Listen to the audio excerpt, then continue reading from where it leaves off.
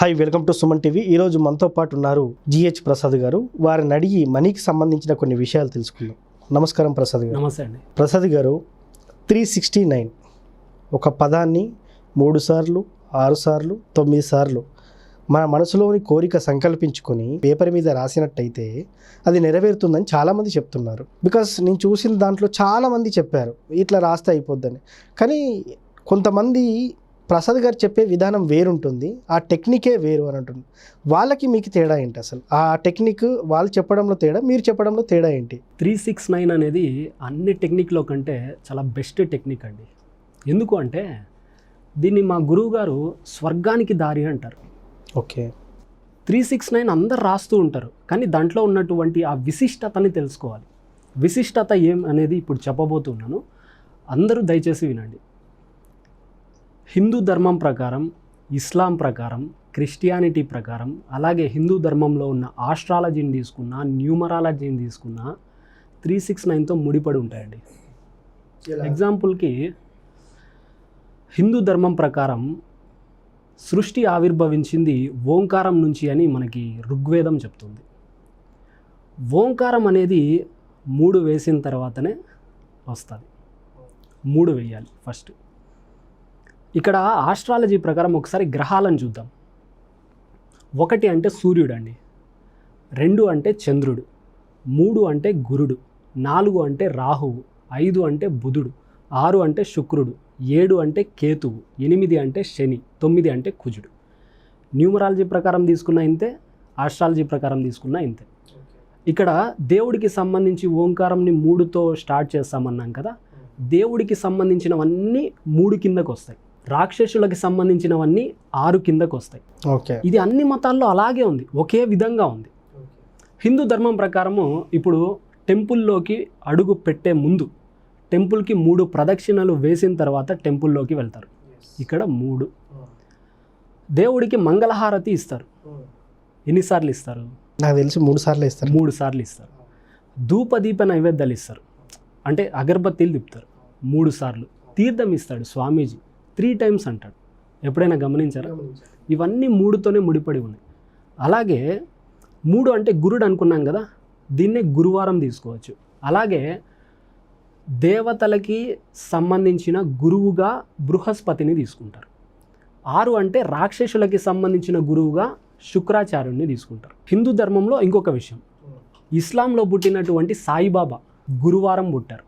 హిందువులు దేవుడిగా పూజిస్తున్నారు. ఇంకా డైరెక్ట్గా ఇస్లాంలోకి వచ్చినట్లయితే వాళ్ళు ఏదైనా ఇంపార్టెంట్ పని చేసేటప్పుడు బిస్మిల్లా ఇర్రహమాన్ ఇర్రహీం అని 786 అనే నెంబర్ రాస్తారు. 786 అనేవి 3 డిజిట్స్, 3. 7 + 8 + 6 టోటల్ చేస్తే 21 వస్తుంది. 21 అంటే 2 + 1 3 అవుతుంది. ఇంకా క్రిస్టియానిటీలోకి వద్దాం. క్రిస్టియన్స్ అందరూ యేసుప్రభుని దేవుడని భావించి పూజిస్తూ ఉన్నారు. ఈ క్రిస్టియన్స్ అందరూ కూడా ఒక పండుగని జరుపుకుంటారు, దాన్ని గుడ్ ఫ్రైడే అంటారు. ఈ గుడ్ ఫ్రైడే ప్రాముఖ్యత ఏమైనా ఐడియా ఉందండి మీకు? తెలియదండి నాకు.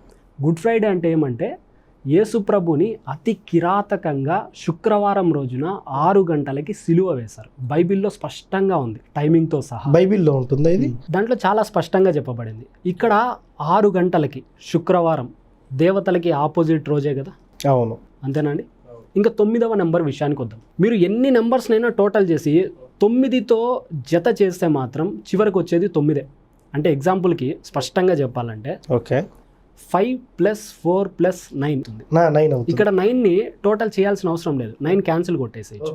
ఎగ్జాంపుల్కి 6 + 9 ఎంత అవుతుందండి? 6 + 9 15. 15 అంటే 6 వస్తుంది. ఇక్కడ 9 రాదు. అదే 16 + 9 వేసుకోండి, 16 మాత్రం యాడ్ చేస్తే చాలు. ఈ ప్రత్యేకత ఏ నెంబర్కి లేదు. 369 ఉన్న ప్రత్యేకత ఏ నెంబర్కు లేదు. 9కు ఉన్నటువంటి ప్రత్యేకత అంతకంటే లేదు ఏ నెంబర్కి కూడా. 9ని ఎండింగ్ అంటారు, చాలా విశిష్టత కలిగిన నెంబర్ అంటారు, సంపూర్ణమైన నెంబర్ అంటారు. ఎందుకు అంటే మనకి 4 యుగాలు ఉన్నాయండి. కృతయుగం, త్రేతాయుగం, ద్వాపర యుగం, కలియుగం. ఈ కలియుగం అనేది 4,32,000 సంవత్సరాలు. దీన్ని టోటల్ చేయండి, 4 + 3 + 2 9 అవుతుంది. అవును. అలాగే ద్వాపర యుగాన్ని తీసుకున్నట్లయితే 8,64,000 సంవత్సరాలు. 8 + 6 + 4 ఎంత అవుతుంది? 9 అవుతుంది. అలాగే త్రేతాయుగాన్ని తీసుకోండి, రాముడు ఉన్నటువంటి యుగం. ఈ యుగం అనేది 12,96,000 సంవత్సరాలు. 12 + 96 టోటల్ చేస్తే 9 వస్తుంది. ఓకే. అలాగే కృతయుగం, దీన్నే సత్యయుగం అని కూడా అంటారు. ఇది 17,28,000 సంవత్సరాలు. దీన్ని టోటల్ చేసిన 9 వస్తుంది. ఒక చిన్న పిల్లాడు పుట్టాలి అంటే 9 నెలలు కడుపులో ఉండి బయటికి రావాలి. మానవ నాడి 72 సార్లు కొట్టుకుంటుంది. ఈ శరీరాన్ని రూల్ చేసే గ్రహాలు 9 ఆస్ట్రాలజీ ప్రకారం. వాటికి ఉన్నటువంటి నక్షత్రాలు 27. ఆ 27 నక్షత్రాలకి మళ్ళీ పాదాలు, ఒక్కొక్క నక్షత్రానికి 4 పాదాలు. వాటన్నింటినీ టోటల్ చేస్తే 108. దేవుడికి సంబంధించిన అష్టోత్తరాలు ఉంటాయి, అవి కూడా 108. ఇలా చెప్పుకుంటూ పోతే వస్తూనే ఉంటాయండి. ఓకే. 9కు ఉన్న ప్రత్యేకత మీరు ఉన్నటువంటి ప్రత్యేకత ఏ నెంబర్కి లేదు. ఓకే. ఇక్కడ మీరు సెలబ్రిటీలను తీసుకోండి, ఏ సెలబ్రిటీ అయినా వాళ్ళ కార్ నెంబర్ 9 వచ్చే విధంగానే చూసుకుంటాడు. 9కి ఎక్కువ ప్రియారిటీ ఇస్తారు. ఇది నిజమా సార్? నిజం. Junior NTR car number 9999. అవును. సీనియర్ ఎన్టీఆర్ గారు కూడా 9999 నెంబర్నే వాడారు. హీరో మహేష్ బాబు గారి విషయానికి వద్దాం, 4005 ఆయన కార్ నెంబర్. అల్లు అర్జున్ గారి విషయానికి వద్దాం, 0666. 666 అంటే 18 వస్తుంది టోటల్. 1 + 8 మళ్ళీ 9 అవుతుంది. సల్మాన్ ఖాన్ 0027. రామ్ చరణ్ 0027.